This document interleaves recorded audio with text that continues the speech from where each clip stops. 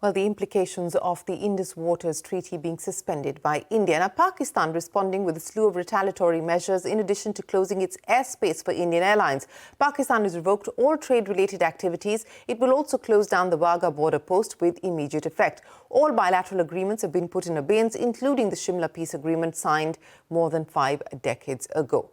Madhiya standing by now to explain to us what impact this will have, the closure of the Pakistan airspace for Indian Airlines. Madhiya, take us through what this will mean for airlines like Air India, Indigo, etc., who are operating international flights from India and back to India.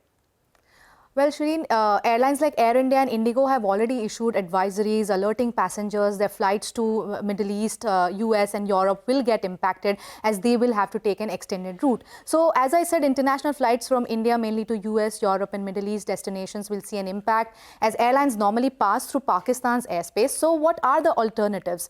Indian Airlines have tried the alternate routes in the past as well. For example, in 2019, after the Balakot airstrike, when Pakistan had closed its airspace. So, we spoke to a few pilots who fly on these routes on a daily basis to understand the impact.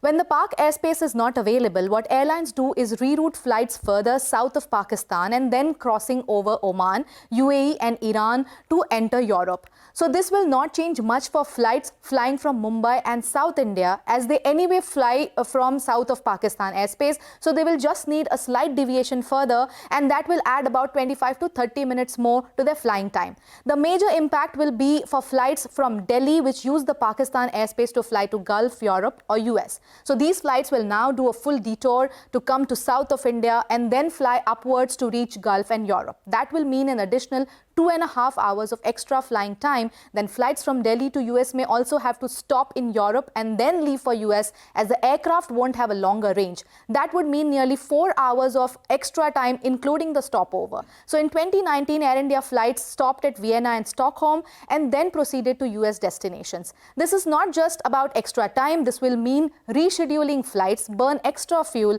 deploy more crew, eventually pushing the operational cost for airlines. All right, Madhiya, that's important. And of course, airlines at this point in time are trying to cope with a situation that has just developed barely a few hours ago. We will, of course, keep updating our viewers on this story. Thanks very much for joining us. Jammu and Kashmir's Chief Minister Omar